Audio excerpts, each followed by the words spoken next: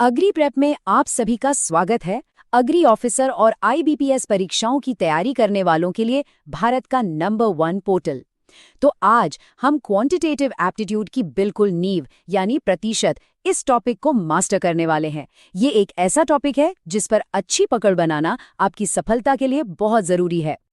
तो हमने इस पूरे टॉपिक को समझने के लिए 5 आसान हिस्सों में बांट लिया है। सबसे पहले हम प्रतिशत की एकदम बेसिक बात को समझेंगे, फिर कुछ जरूरी फॉर्मूले और कन्वर्जन देखेंगे। उसके बाद हम वो टॉप शॉर्टकट सीखेंगे जो परीक्षा में आपका समय बचाएंगे। फिर हम कुछ लाइव परीक्षा के सवालों की प्रैक्टिस करेंगे और आखिर में ये जानेंगे कि इस टॉपिक पर मास्टरी कैसे हासिल की जाए। तो चलिए शुरू करते हैं। तो सबसे पहले एकदम बेसिक से शुरू करते हैं। चलिए एक मजबूत फाउंडेशन बनाते हैं और समझते हैं कि आखिर ये प्रतिशत होता क्या है। प्रतिशत को अगर समझना है ना तो इसके नाम से ही शुरुआत करते हैं। परसेंट शब्द आया है लैटिन भाषा के परसेंटम से, जिसका सीधा सा मतलब है प्रति 100 या 100 में से। तो सोचिए, जब हम कहते हैं 75% तो इसका सीधा सा मतलब है 100 में से 75, और इसको अगर हम भिन्न यानी फ्रैक्शन में लिखें तो ये बन जाता है 3/4। सिंपल है ना। प्रतिशत बस किसी भी वैल्यू को 100 से कंपेयर करने का एक तरीका है। ठीक है, तो अब जब बेसिक्स क्लियर हो गए हैं तो चलिए आगे बढ़ते हैं और उन जरूरी फॉर्मूलों और रूपांतरणों पर फोकस करते हैं जो परीक्षा में आपकी स्पीड और एक्यूरेसी दोनों को बढ़ा देंगे। ये जो चार्ट आप देख रहे हैं ना, ये हर एस्पिरेंट को बिल्कुल याद होना चाहिए। मैं बता रहा हूँ, ये आपके एग्जाम में इतने कीमती सेकंड्स बचाएगा ना। आईबीपीएस में ऐसे सवाल बार बार आते हैं जहां आपको इन फ्रैक्शंस को परसेंटेज में फटाफट कन्वर्ट करना होता है। सबसे बेसिक फॉर्मूला तो यही है, किसी नंबर का प्रतिशत निकालना। जैसा कि आप देख सकते हैं, x का y% निकालने के लिए हम बस y को 100 से डिवाइड करते हैं और x से मल्टीप्लाई कर देते हैं। समझ लीजिए कि ये हर प्रतिशत के सवाल की जान है। और हाँ, जब भी प्रतिशत वृद्धि या कमी निकालनी हो, एक बात हमेशा याद रखिएगा। सबसे जरूरी चीज है कि कैलकुलेशन हमेशा ओरिजिनल क्वांटिटी यानी शुरुआती मात्रा पर ही करनी है। ये गलती बिल्कुल मत करना।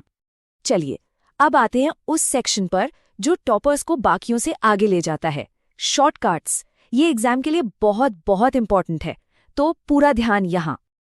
ये एक कमाल की ट्रिक है। x का y% हमेशा y के x% के बराबर होता है। अब देखिए, 12.5% का 39% निकालना थोड़ा मुश्किल लग सकता है ना?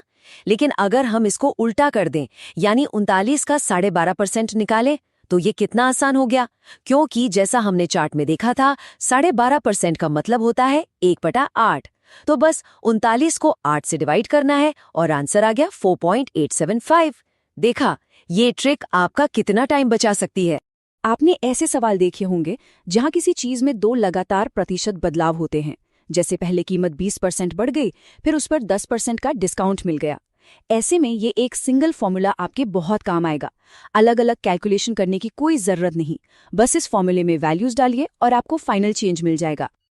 ये बहुत ही कॉमन टाइप का सवाल है। मान लीजिए पेट्रोल की कीमत A% बढ़ जाती है, तो आपको अपना खर्च सेम रखने के लिए पेट्रोल की खपत कितने प्रतिशत कम करनी पड़ेगी। ये शॉर्टकट फॉर्मूला आपको सीधा सीधा इसका जवाब दे देगा। तो ठीक है, अब हमने कॉन्सेप्ट्स भी समझ लिए और शॉर्टकट्स भी सीख लिए। अब टाइम है इनको एक्शन में लाने का। चलिए अब हम बिल्कुल एग्जाम लेवल के क्वेश्चन सॉल्व करते हैं। ये बिल्कुल बेसिक सवाल से शुरुआत करते हैं। चाहे तो वीडियो को पॉज करके एक बार खुद सॉल्व करने की कोशिश जरूर कीजिए। तो चलिए इसको सॉल्व करते हैं। सबसे पहले हम लिखेंगे 15/100 इंटू 34। अब इस फ्रैक्शन को सिंप्लीफाई करते हैं। ये हो जाएगा 3/20 इंटू 34। कैलकुलेट करने पर यह बनेगा 102/20 और हमारा फाइनल आंसर आ गया 5.10 रुपीज। सिंपल। चलिए अब 1% वृद्धि का प्रॉब्लम देखते हैं। सवाल है कि एक आदमी की सैलरी 7,200 से बढ़कर 8,100 हो गई है, तो उसकी सैलरी में कितने प्रतिशत का इंक्रीज हुआ। यहाँ पे सबसे इम्पॉर्टेंट स्टेप है पहले ये निकालना कि सैलरी बढ़ी कितनी। तो 8,100 माइनस 7200 यानी 900 रुपए। अब याद रखिएगा, हमें हमेशा ओरिजिनल सैलरी से डिवाइड करना है जो कि 7200 है। तो 900 बटे 7200 गुणा 100 जो कि बन जाता है 1/8 गुणा 100 और हमारा करेक्ट आंसर है 12.5%। अब एक थोड़ा कॉम्प्लेक्स वर्ड प्रॉब्लम सॉल्व करते हैं। ऐसे सवालों में जहां इतने सारे खर्चे दिए होते हैं, सबसे बेस्ट अप्रोच है कि टोटल इनकम को 100 मान लिया जाए। इससे कैलकुलेशन बहुत आसान हो जाती है। चलिए देखते हैं कैसे। देखिए, हमने इनकम 100 मान ली। अब सारे खर्चे निकालने के बाद जो फाइनल सेविंग आई वो है 19.5 पॉइंट। तो अब सिंपल है, अगर 19.5 यूनिट की वैल्यू 8775 रुपए है तो 100 यूनिट यानी टोटल इनकम की वैल्यू क्या होगी? सिंपल कैलकुलेशन से जवाब आ जाएगा 45,000 रुपए। इस मेथड से ऐसे लंबे सवाल भी बहुत जल्दी सॉल्व हो जाते हैं। तो अब जब हमने प्रतिशत के बेसिक्स और कुछ क्वेश्चंस देख लिए हैं, चलिए अब ये समझते हैं कि आखिर ये टॉपिक आपकी पूरी क्वांट की तैयारी के लिए इतना जरूरी क्यों है। देखिए, प्रतिशत सिर्फ एक चैप्टर नहीं है। ये तो profit and loss, simple and compound interest, ratio and proportion और सबसे इंपॉर्टेंट डेटा इंटरप्रिटेशन यानी डीआई, इन सभी टॉपिक्स का बेस है, इनकी नींव है।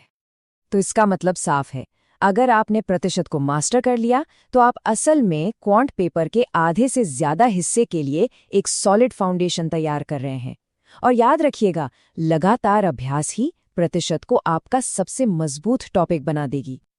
और प्रैक्टिस करने के लिए आपको कहीं और जाने की जरूरत नहीं है।